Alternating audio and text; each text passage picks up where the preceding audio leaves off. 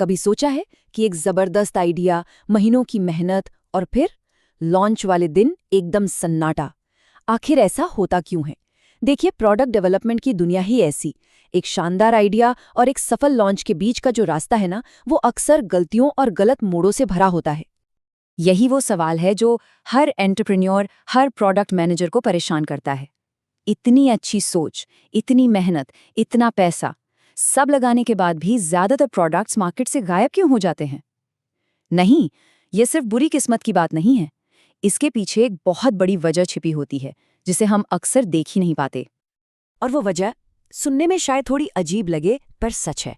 अक्सर टीमें एक बेहतरीन टेक्निकल रूप से परफेक्ट प्रोडक्ट तो बना लेती हैं, लेकिन एक ऐसी समस्या के लिए जिसकी असल में किसी को परवाह ही नहीं है।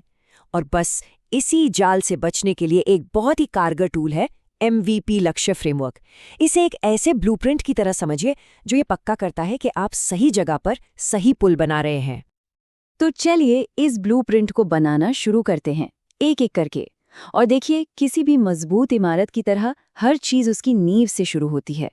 तो हमारा पहला और सबसे जरूरी कदम है एक आसान से दिखने वाले सवाल का जवाब ढूंढना। हमारा असली मकसद क्या है? इस नींव को पक्का करने के लिए हमें 3 सवालों के एकदम साफ जवाब चाहिए। पहला, हम असल में कौन सी समस्या सुलझा रहे हैं? ये सवाल हमें सिर्फ फीचर से आगे असली दर्द को समझने पर मजबूर करता है। दूसरा, हम ये किसके लिए कर रहे हैं? अपने ग्राहक को ठीक से पहचानना हमें एक अनजान भीड़ के लिए कुछ बनाने से रोकता है।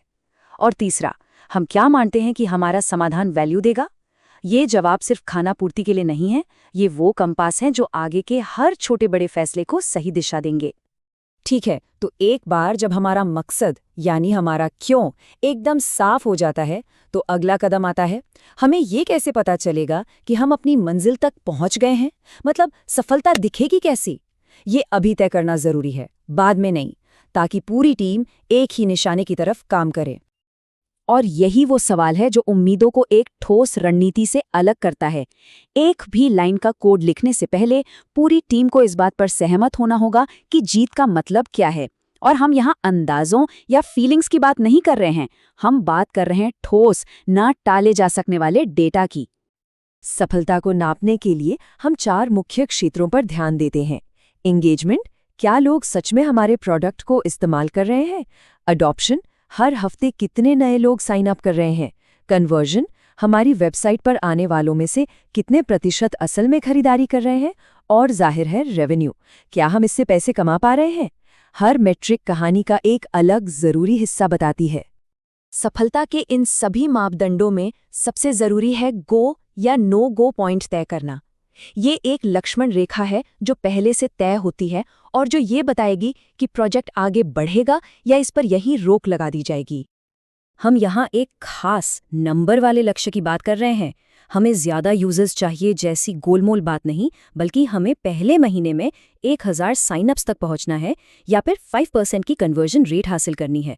ये नंबर इसलिए इतना जरूरी है क्योंकि ये फैसले लेने की प्रक्रिया से भावनाओं और पक्षपात को पूरी तरह हटा देता है।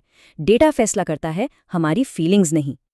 तो अब हम जानते हैं कि हमें कहाँ जाना है और हम सफ़र को कैसे मापेंगे। अब वक्त है ठीक रास्ता तय करने का। हम वहां तक पहुंचने के लिए असल में क्या बनाने जा रहे हैं, और शायद उससे भी ज्यादा जरूरी, हम जानबूझकर क्या पीछे छोड़ने जा रहे हैं। एक MVP का असली सार है बहुत ही सख्ती से प्रायोरिटी तय करना। इसे ऐसे सोचिए जैसे आप किसी सर्वाइवल ट्रिप के लिए पैकिंग कर रहे हैं। आप सिर्फ वही सामान ले जाते हैं जो आपके मुख्य आइडिया को परखने के लिए बिल्कुल जरूरी है। बाकी सब कुछ जो शायद काम आ जाए वो घर पर ही रहता है। अनिवार्य और वैकल्पिक के बीच ये लाइन खींचना बेहद बेहद जरूरी है। और यहाँ हमारी सोच में एक बहुत बड़ा बदलाव आता है। हर अनिवार्य फीचर सिर्फ एक फंक्शन नहीं है, ये एक प्रयोग है। हम एक परिकल्पना का परीक्षण कर रहे हैं। हमें लगता है कि यूजर्स को ये चाहिए, वे इसका इस्तेमाल करेंगे या वे इसके लिए पैसे देंगे। तो हमारा MVP एक लैब बन जाता है जहां हम इन धारणाओं को असली डेटा से सही या गलत साबित करते हैं। साथ ही हमें हकीकत को भी स्वीकारना होगा और अपनी सीमाओं को पहचानना होगा। हमारा बजट क्या है, हमारी डेडलाइन क्या है, हमारे पास कौन सी टीम है, ये बाधाएं रुकावट नहीं है, बल्कि एक तरह से हमारे सबसे अच्छे सहयोगी हैं।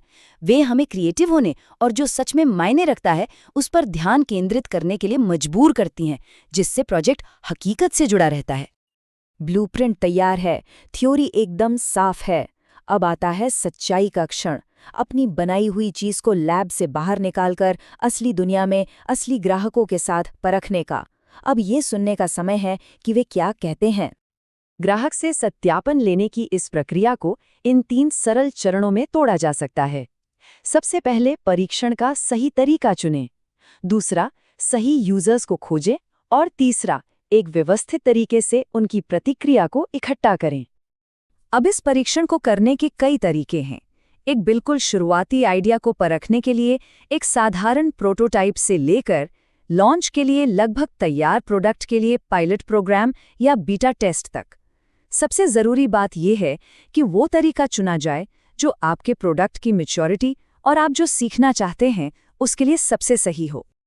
परीक्षण हो गया, डेटा आ गया, लेकिन कहानी यहीं ख़त्म नहीं होती। असल में अब MVP प्रक्रिया का सबसे महत्वपूर्ण चरण आता है, परिणामों की व्याख्या करना और यह तय करना कि अब आगे क्या करना है। यहाँ आकर रास्ता 2 हिस्सों में बंट जाता है। अगर डेटा हमारी परिकल्पना का समर्थन करता है तो बहुत अच्छा, हमें आगे बढ़ने के लिए हरी झंडी मिल गई है। लेकिन अगर डेटा इसे गलत साबित करता है तो ये असफलता नहीं है, ये एक तोहफा है। ये एक बहुत कीमती सीख है जो हमें गलत दिशा में और संसाधन लगाने से बचाती है। ये तो ऐसा है जैसे जंगल में खो जाने से पहले ही एक शॉर्टकट मिल गया हो। और यही इस पूरे फ्रेमवर्क का असली सार है। ये सिर्फ एक प्रोडक्ट बनाने के बारे में नहीं है, ये सीखने के बारे में है। अंतिम लक्ष्य अपने ग्राहकों और बाजार के बारे में अपनी समझ को बढ़ाना है और साथ ही जोखिम और बर्बादी को कम से कम करना है। तो अगली बार जब कोई नया प्रोजेक्ट शुरू करे तो कुछ भी बनाने से पहले बस खुद से ये एक सवाल पूछें। ये साधारण सा सवाल आपकी टीम को केंद्रित करेगा, आपके रास्ते को साफ करेगा और अंत में सिर्फ कुछ बनाने और कुछ ऐसा बनाने के बीच का अंतर साबित हो सकता है जो वास्तव में मायने रखता है।